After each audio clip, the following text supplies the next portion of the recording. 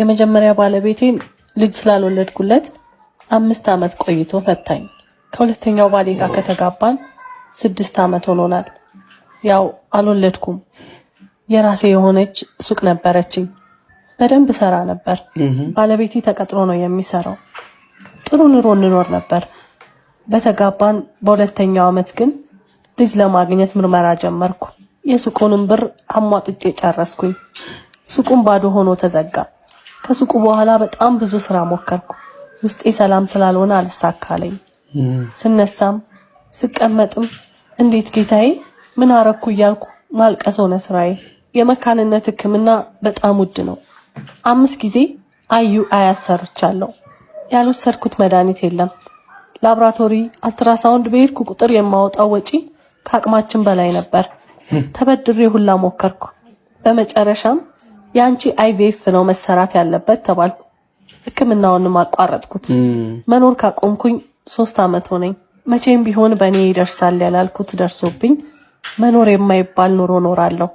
ከኩዮቼ በጣም ወደ ኋላ ቀርቻለሁ። ድሮ ላይ ቆሜያለሁ። ሁሉ ነገር ደንዝዟል። አእምሮዬ ዝሏል፣ ደክሟል። መንቀሳቀስ ያቅተኛል። በአጠቃላይ ምንም መስራት አቅቶኛል።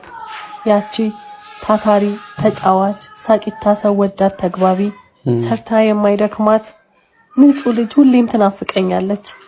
የጎረቤት የዘመድ ጥያቄ ያሳመመኛል። ኃጢአት ሰርቼ ፈጣሪ እንደቀጣይ ነው የብዙዎች አስተሳሰብ። ፈጣሪን ይቅር በለኝ ብለሽ አልቅሰሽ ለምኝው ይሉኛል። እኔ እስከማውቀው ውስጤ ንጹህ እንደነበረ ነው። ያም ሆኖ ፈጣሪ ምን አጥፍቼ ነው እያልኩ ጠይቀዋለሁ፣ አለቅስበታለሁ።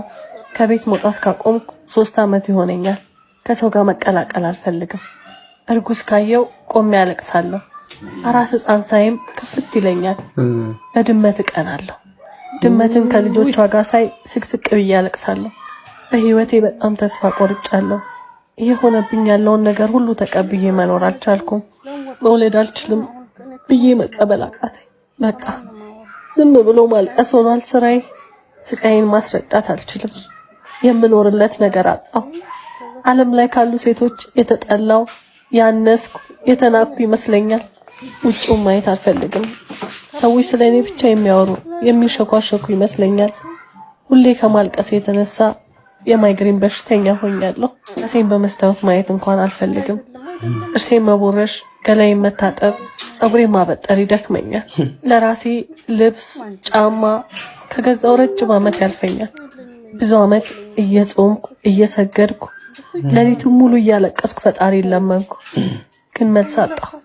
ፈጣሪ ራሱ የረገመኝ ይመስለኛል። አሁን ላይ ለሱ መስገድ እሱን መለመን ትቻለሁ። አይሰማኝም። ዓለም ላይ እኔ ብቻዬን ሁሉ ስቃይ የማሳልፍ ይመስለኛል። ራሴን ማጥፋት አልፈልግም። ትልቅ ኃጢአት ነው።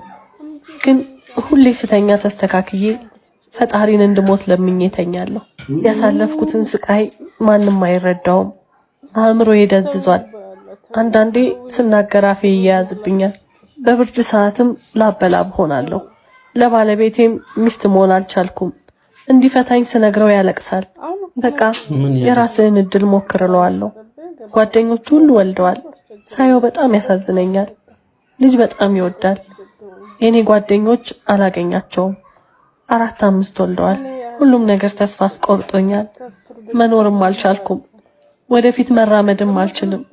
ምን ልሁን?